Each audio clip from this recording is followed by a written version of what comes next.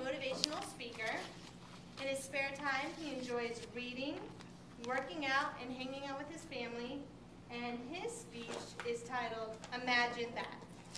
And let's give a warm welcome to Jamel.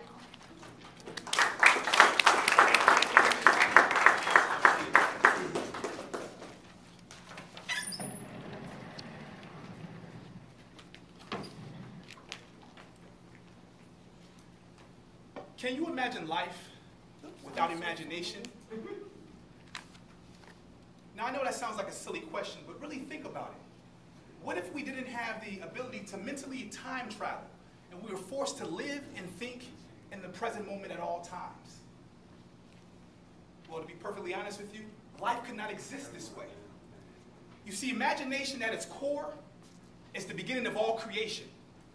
Everything that we see, everything that we touch, all came from someone's thought, their imagination running wild.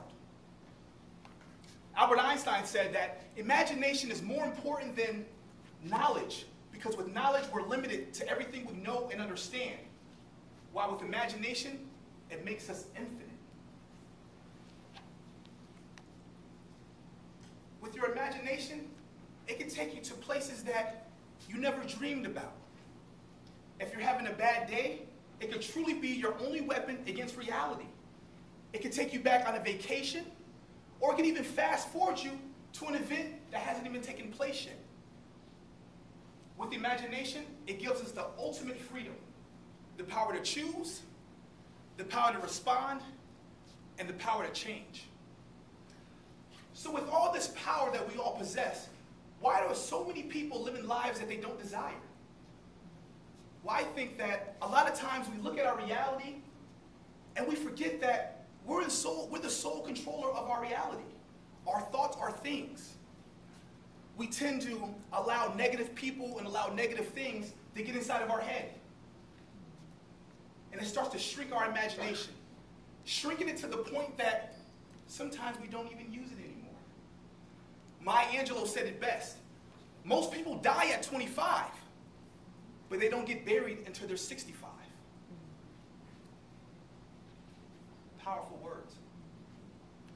It seems like a lot of times people are putting their imagination in imaginary boxes and shutting the lid closed. Ladies and gentlemen, we have to free our minds again. Maybe we should start living like kids or thinking like kids.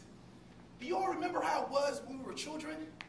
We were so naive to reality.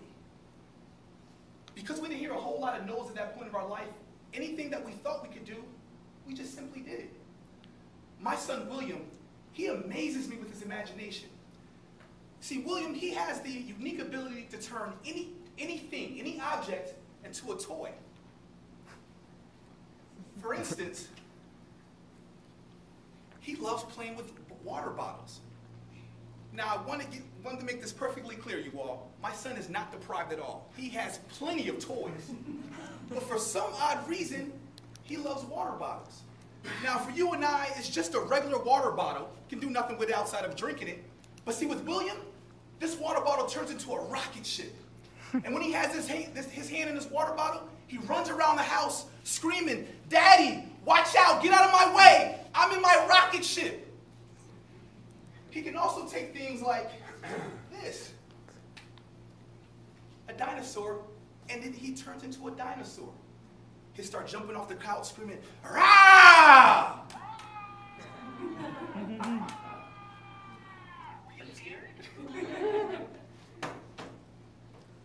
Imagine if we could think like that of a child again, having that free mind. Imagine the possibilities. Imagination is what him had. When he was growing up in Nepal, by his own account, one of the poorest families in that country. But you see, even though he was there, in reality, mentally he was somewhere else. He was thinking about a better future, brighter light. And look at him now, a physician, absolutely amazing. Sometimes, you all, in order to really see, we have to close our eyes. On October 5th this year, we lost two men whose imagination literally changed the world forever. One of those men was Steve Jobs. Most of you all use his products. Steve Jobs spearheaded the digital music revolution with his iPods as well as his iTunes. 10 years ago, this past Sunday, the iPod just had been out for about 10 years. And they said it reportedly sold over 321 million iPods in the course of 10 years. Simply amazing. He's also connected us when it comes to every aspect of our lives. I mean, here I have what should be just a phone, but with this, I can literally listen to music, take pictures, hop on the computer, and talk. This was all based on imagination. In his commencement speech for 2005 for Stanford University, he said, have the courage to follow your heart and your intuition.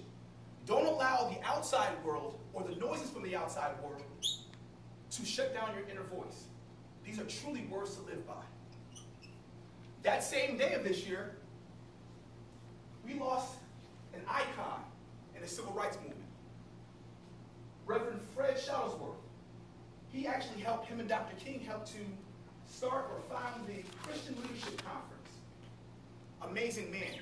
Even when his house was bombed on Christmas Day in 1956, he still had the courage to keep moving, keep pressing on, to allow all these different cultures in this very room to sit here. Absolutely amazing. So now the question is, how are you all going to change and shape the world with your imagination? What are you going to do to leave an imprint on this earth? Whatever ideas you have, reach for them. Feed them, nourish them. You only get one shot. Remember, you all, the world is a canvas to your imagination, and you all are the paintbrush.